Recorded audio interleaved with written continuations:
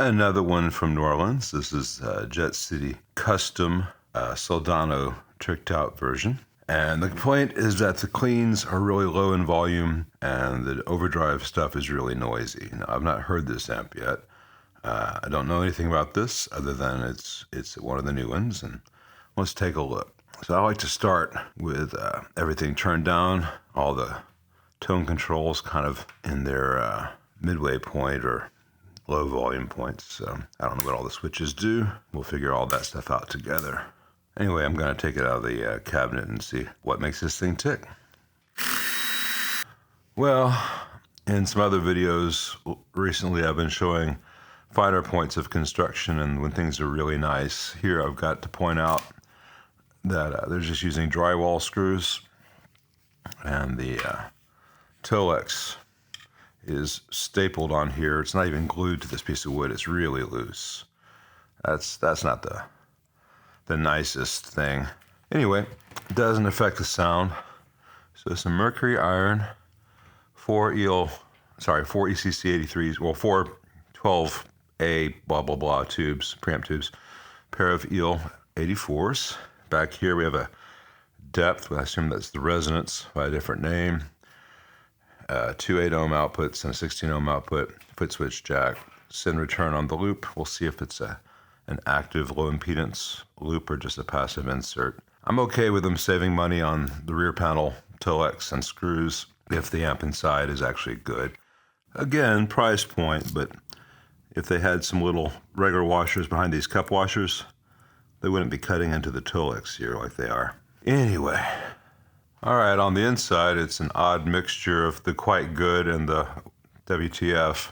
Nishikan caps, most of which are 105 degree rated. Some of them are 85 degrees, but they're not away from any source of heat. I don't think that's going to be an issue. So a good layout for a PCB, a fairly good quality PCB, through-hole plated, double-sided, and then weird things like most of the solder joints are fine, but then there are a lot of solder joints on this quote custom amp that are really bad. Like they were doing them in a hurry and they didn't have the temperature right. I don't understand that. A lot of places, like for these cathode bypass caps, which are 1 microfarads, they spaced out on the board for a film cap, but they have these electrolytics just up in the air.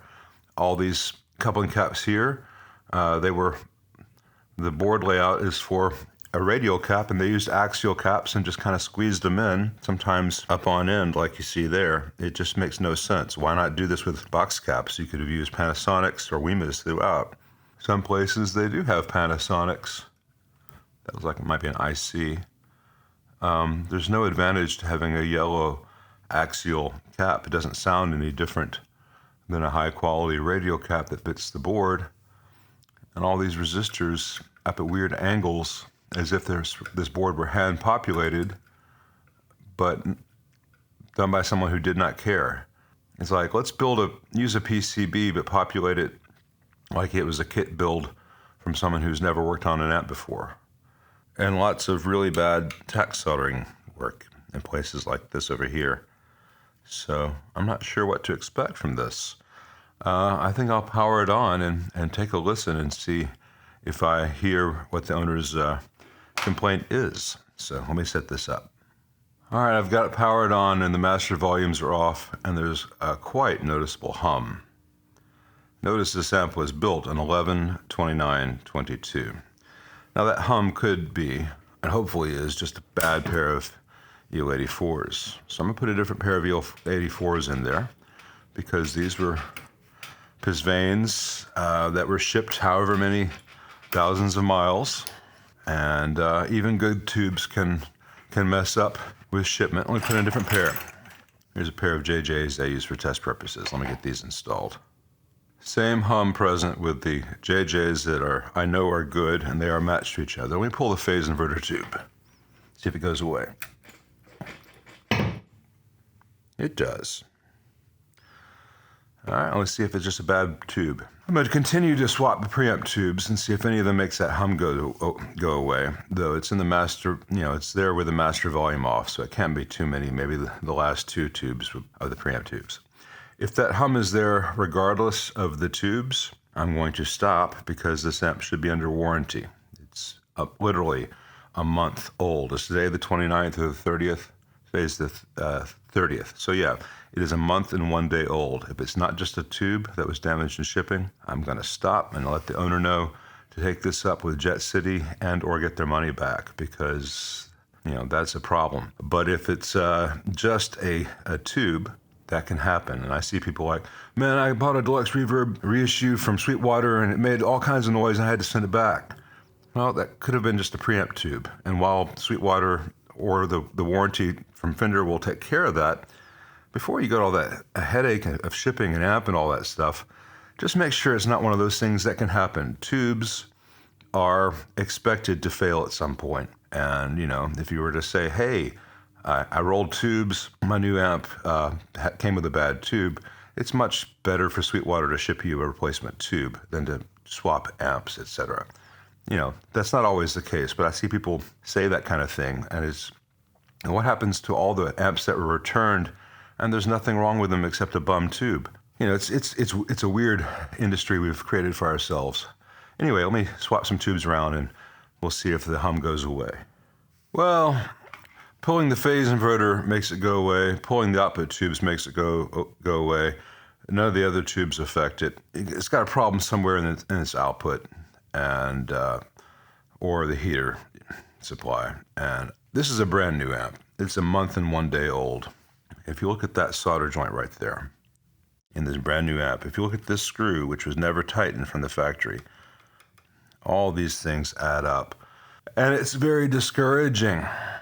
But it is not my problem, and it should not be the owner's problem. He needs to get a different amp, whether that's a warranty replacement or a refund. This amp is not ready for prime time. It should never have passed QA. It's really discouraging to see this from a company selling a, quote, custom amp. It's a shame. I or many other people could make a really good amp out of this board and this real estate, and it would not look like this.